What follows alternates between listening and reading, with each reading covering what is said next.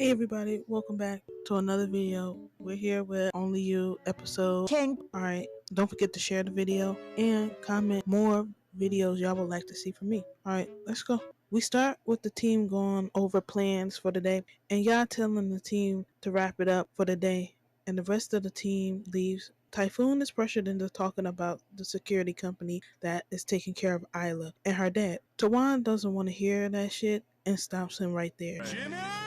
No, spare. Jimmy! Ya decides to ask if Tawan was planning to see Isla after work. Then Typhoon follows it up with, if you're going to, I can drive you over there. Tawan says you better not, cause I don't want to put Isla in an awkward situation, and then leaves to go out for a run. Ya comes to sit and chat with her. Ya like, are you okay, Tawan? As usual, Tawan says nothing. Ya goes on saying, that's love. When everything's well, smiles are present, but when things go awry, the tears will come. So Tawan, which one is keeping you company, smiles or tears? Tawan finally speaks and says a mix of both of them. Then tells Ya it's okay. Ya asks, so you already given up? Tawan's like, nah, however, I don't want to be selfish. Now over the knock, he wants his bid submitted and asks, I don't know the guy name, about the drive-by that occurred.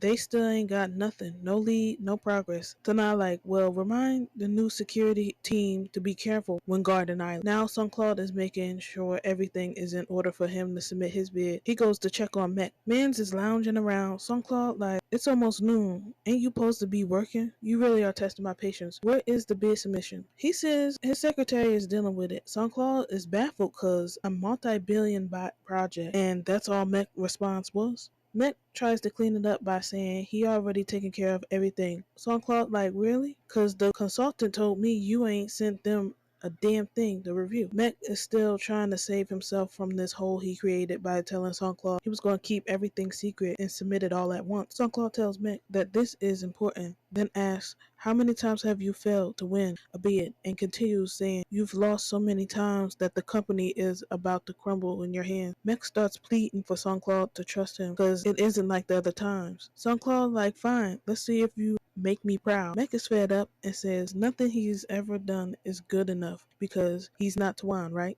Sunclaw like, why don't you blame yourself, not everybody else? Cause this ain't got nothing to do with Tawan. Mech like, oh yeah? It does. I know you've been sending her documents to read. You want her to take my place, don't you? Sunclaw tells Mech nobody's going to replace you if you're good enough, then leaves and calls Tawan. Sunclaw tells her the company is in a bad situation right now because they lost many major bids, which in turn has hurt the credibility. He continues saying, I've tried with Mech. I put the company on a line for him. I can't put no more hope into him. I'm like, damn, not having to throw the towel in because your kid can't show he's ready. That's tough, but it's understandable. Tawan's like, if it's so important to you, why don't you handle it yourself? Sunclaw tells her if he does it, it would be curtains essentially for Mech, because his credibility will be gone. Tawan says, so you think I could work at your company? Sunclaw's like, yeah. Tawan asks who the front runner for the bid is. He tells her it's TR Develop, the nice company. Hop over the island and she's rehearsing and reminiscing about the past until her boss comes in, looking sickening. She got on my favorite colors, black and gray. Again, top tier boss. Boss wanna know if Isla's doing alright. Isla says she ain't tired. Boss like, I wasn't talking about your job. I was asking about your private life. That ain't really that private no more. Anyway, Isla admits she's tired, exhausted, and discouraged because a lot's been thrown at her all at once. Boss says adults are causing problems for the two of you. Isla shakes her head. Yeah. Boss breaks it down to Isla, talking about when you love somebody, there's no such thing as right or wrong. Isla tells her that everyone says it's wrong for Tawan and her to love each other. Boss like, everybody who? Y'all dad? They the only ones that may think that way. The rest of us see your love as beautiful. People are ready to support you. She continues, right and wrong depends on perspective, and every problem has a solution. Whether it's big or small, there's a way out. It just depends on the one you choose that will hurt your heart the least. Then the boss goes to console Isla. And y'all, I actually love this moment right here because Isla doesn't have a mom or like a big sister to talk to about life, highs and lows. I'm glad that the boss honestly cares about Isla outside of her job and was able to relieve some of the pressure that was weighing on Isla's heart. Boss is a green force for me. But anyway, back to Tawan. She's doing her normal lurking outside of Isla's home until Isla calls out her name and embraces her. Isla tearfully says she doesn't want them to go on like they've been. Tawan's like, don't cry. I understand everything. Isla asks, with everything that has happened, did it hurt you? Because it hurt me so much. When you're not with me, I don't even want to do anything. Isla continues, so can I be selfish? I don't want to hurt my dad, but I can't live without you. If my dad is going to be angry, then I'll just let him. But just stay with me like this, Tawan. Tawan talk about, I never thought of leaving you because my heart is here and is not going anywhere. Tawan promises they'll have each other until their very last breath. Now it's a montage of them working, looking a bit more focused and back to themselves. Isla is asleep in the house on Tawan. Tawan wants her to go to the room to rest, and they'll meet again tomorrow. Isla talk about, nah, I ain't letting you go. Could you stay a little longer, please? Tawan caves and stays with Isla. Dana comes up the stairs and is visibly annoyed by the situation. I'm like, sir, wasn't you the one who told Tawan to come and see Isla and not sneak around the house no more? So what you mad for? Being mad like this is not good for your health, sir, in the long run. Jump to Mech, and he wanting to know why TR Developing Park Thai ain't dropped out of the bid yet. Mech tells the random that if the company loses to start packing because he ain't finna keep paying them. The random says, alright, I'll make sure it's handled. Mech says, I don't care what tricks you gotta use, I wanna win this bid. Since Mech put a fire up underneath this random's ass, the random is now putting whatever plan he had into action. I love how this man got like 2 different earrings in his ear because I do the same thing, y'all. But anyway, this morning, and Isla is saying goodbye to Thana because she gotta go to work. He's like, why you ain't having breakfast? She says, cause I'm running late. And she leaves to go to her job. Her job is at the amusement park where the scandal happened, and she had to, have a whole apology about that. But she's there to talk about any projects she got coming up. Isla's like, I've got my concert coming up as a thanks to my fans. The interview asks about Isla's love life now, talking about people say that they love to see you and Tawan make a public appearance together. Isla tells her Tawan's always working, so once she has some time, maybe they'll be able to. The interviewer asks, it's not because you're keeping her to yourself, right? Isla denies that notion, saying, I'm not keeping her to myself. She's just camera shy. However, when she's ready, y'all get to see her. I'm like, not Tawan and I both are camera shy. I mean, I don't really mind cameras for real, for real.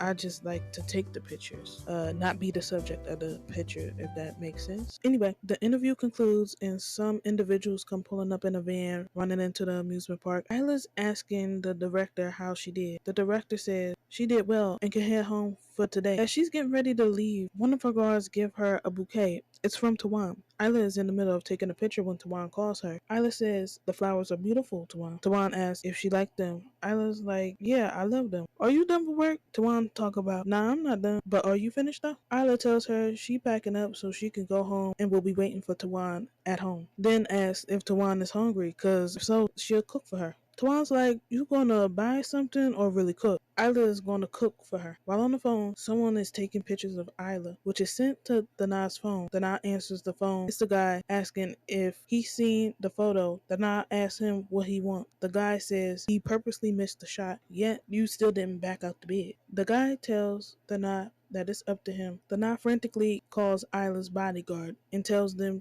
to put her on the phone. Dana wants to know if she's alright. She's like, yeah, I'm fine. Then a van pulls up and starts shooting. The man to the right of Isla must be in on it, cause why the fuck he just standing there like not protecting nothing. They pull the toolies out and start busting. The 2 bodyguards go to Glory that was supposed to be there to protect Isla. Isla uses her defense training that Tawan taught her to get away from one of the attackers. Back to Dana. He calls the secretary to pull the company out of the bidding. The secretary does, and we back with Isla, still running from her attackers. They catch her and punch her in the abdomen. Then Tawan shows up out of nowhere and disarms the attackers. Y'all, I watched Tawan work with these hoes. Even Isla gets in on the action. These action scenes had me sad. The slow-mo and sound effects was sending me though. They having the ultimate gunfight until Tawan shoots him, and in return she gets shot. The team subdues all the attackers. Tawan is fighting off the main guy until he grabs Isla and hold a blade to her. Now y'all, if I'm not mistaken, didn't Tawan get shot in the midsection? Cause I saw blood, but I don't see no wound. I don't understand. See, I'm getting too invested again. Anyway, He tells Tawan to put the gun down or he'll kill Isla. Tawan does what he requests, but is telepathically talking to Isla. Isla uses her training again to break free from the guy and shoves the blade into him. Tawan helps by driving the blade even further into him. He eventually pulls it out and tries to attack Tawan with it, but she got a baton and beats his ass. He's defenseless now, and Tawan is kicking him now, going overboard. Typhoon again has to go and stop Tawan from killing the suspect, but she pushes him away and goes back to kicking this man like she playing a game of kickball. Isla sees the brutality that Tawan is inflicting and wants to stop her and reminds her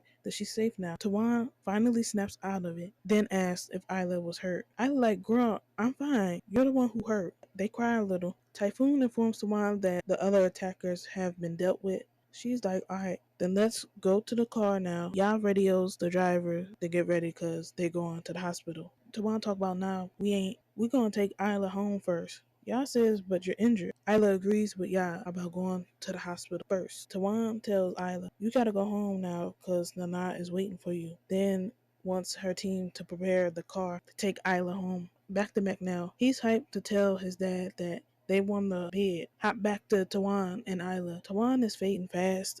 Isla asks again if they could go to the hospital first. Tawan tells her, nah, I need to take you home where it's safe. Isla is confused about how a hospital is considered unsafe. Tawan's like, girl, any and everybody can come into a hospital. If someone hurt you again, I never forgive myself for being unable to protect you. Isla is pleading to Yah now, telling her to tell Tawan to go to the hospital because she's still bleeding. Tawan's like, listen, the top priority right now is getting you somewhere safe. I'm good, trust me. No more tears, please. And it ends with a little forehead kiss. And that concludes episode 10. Y'all, this was too good. The team needs a bonus or something because they was dropping them people like dominoes. Claps for them. Dana needs to fire whatever company he got to protect Isla because they failed and lost their lives for it. Meg should have been found a different career because him in business ain't working. Again, I love the talk Isla had with her boss. It was truly touching, and hopefully Tawan makes a full recovery. That's